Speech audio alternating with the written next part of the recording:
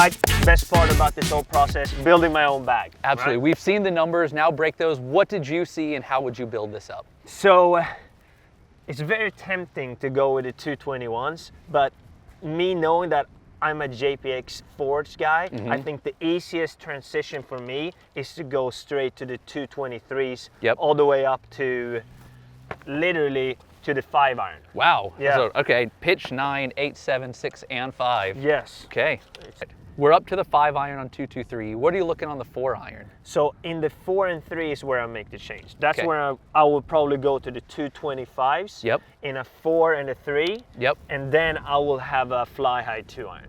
And then I will mix out the 3 and the 2, similar to what I'm doing right now, depending on the course condition. Yeah, so sometimes if you want a little bit more control, you'll play that 2-2-5 3-iron, a little bit more distance, you'll go for the Fli-Hi. Yeah, what do you think about that? That's a perfect combo set. To me, I could have seen you in these, like you said before, I could have seen you in a couple 2-2-1s in the scoring irons, but it's all what you're comfortable with. And then the interesting part becomes that 6-iron, 5-iron, 4-iron. Yeah. And I like that you gave yourself options to be really course dependent on those. Yeah, I like that. And then for me, obviously, I feel it's much harder for me to hit a high shot compared to a low shot. So I'd rather have something that launches higher that I can easily lower, but I have a hard time to kind of hit the ball higher. So that's why I think this setup is really good, especially playing in the US where you don't deal with that much wind, not that many bad conditions. So a high flight is definitely suited for the US plane. I like it. And what's great about the whole line is it gives you the option to either start on the high side or start on the low side. And from there, you got a perfect combo set that's ready to go.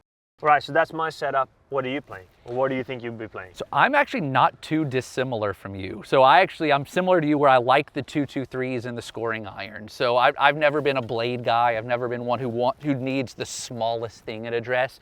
2-2-3, it's small to my eye, which I really like. So I take the 2-2-3. I'm gonna go up to the 5-iron into the 2-2-3, same as you. And then what I do is on the 4-iron side, I'm gonna bring a 2-2-5 into there. Yep. So I'll have that. And then you have a couple more clubs up here than I do. So you have a 2 and a 3 that bounce back and forth. I just need one more club there because I carry a 5-wood. So what I'm gonna do is I'm gonna have a 3-iron that's gonna be a Fli-Hi because I want that to be a distance club. I want that to connect the dot to that 5-wood.